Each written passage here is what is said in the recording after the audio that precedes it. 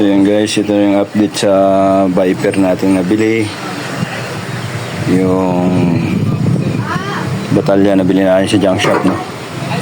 Ayan, so ngayon babaklasin natin tong pinaka-crank nya. Ayan, baklasin natin yung mga nakakabit pa dyan. Ito. Para mahugasan natin. Medyo madumi siya eh. So tanggalin muna natin to. Sana makisama. Yan mga riders, baklasin na natin to. May kursunadang bumili nito. For sale to. Mga riders, baklasin natin gamit natin yung impact. Gamit tayo ng 12mm na sakit.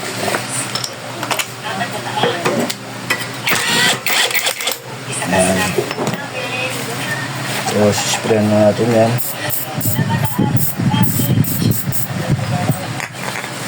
Gamit tayo ng special tool, spoiler. Spoiler. Yes.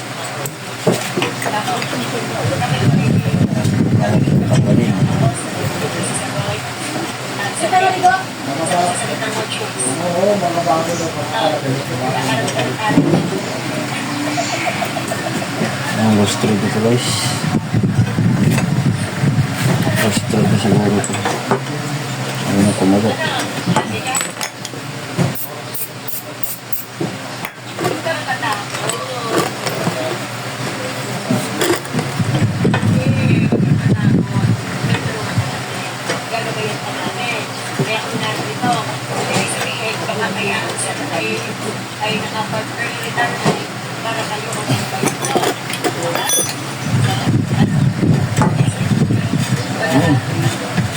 Kumagat.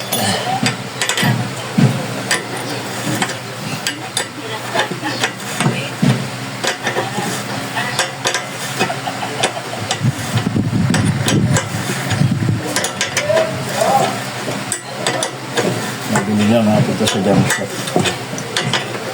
Maraming trim na nagaganda. So ito, Vispa to. Ay, Viper. Ito, magandang klase to. Old school. Old school na trim. Titingnan natin. Ma-restore pa natin ito. Hanapin natin ito ng ibang piyesa pa. Para maayos lang ito.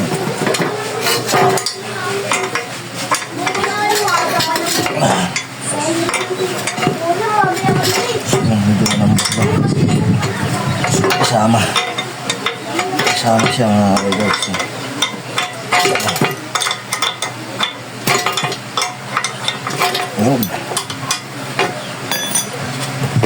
Kasama siyang tanggal siya. Yan. Maganda pag may special tools kayo. I-puller kayo para hindi masira. Ito wala na to. Junk shop ito. Ganito. Junk shop na yan. Kabilang side. Tanggalin natin.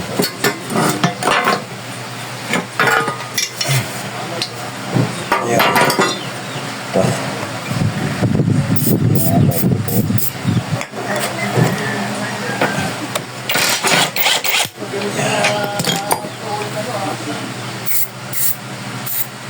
Importante may ganito kayo guys. Puller. Para mabilis baklasin.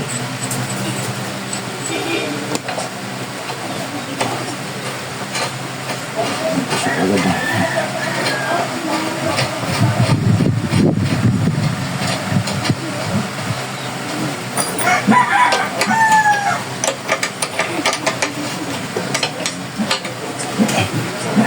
Yan.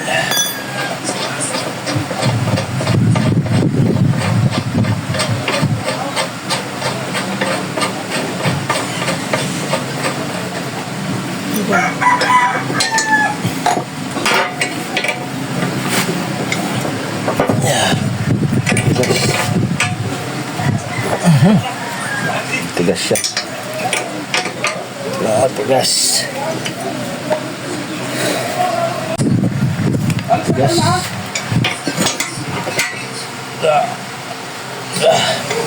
Yun.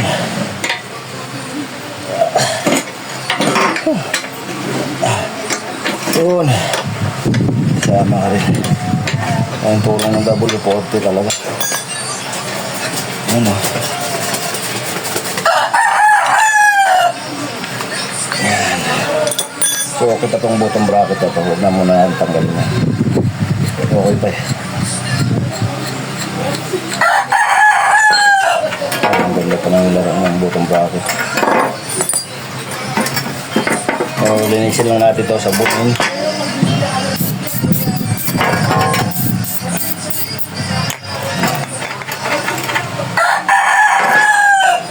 So, yun o. Tanggal na natin yung crank. Linisin lang na yung sabunin natin. Ayun mga riders. Pasa na natin. Tanggalin natin.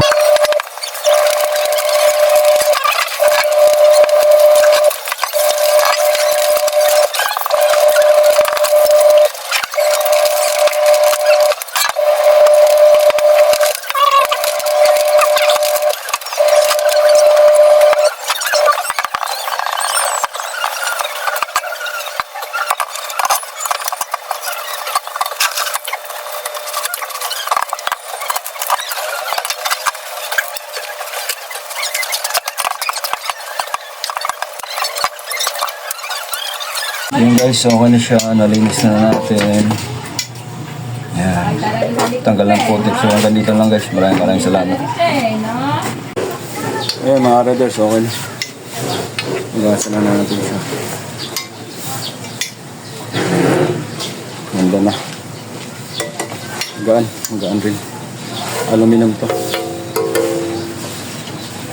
Ayan, hanggang dito na lang mga riders. Maraming salamat sa patuloy ng panonood.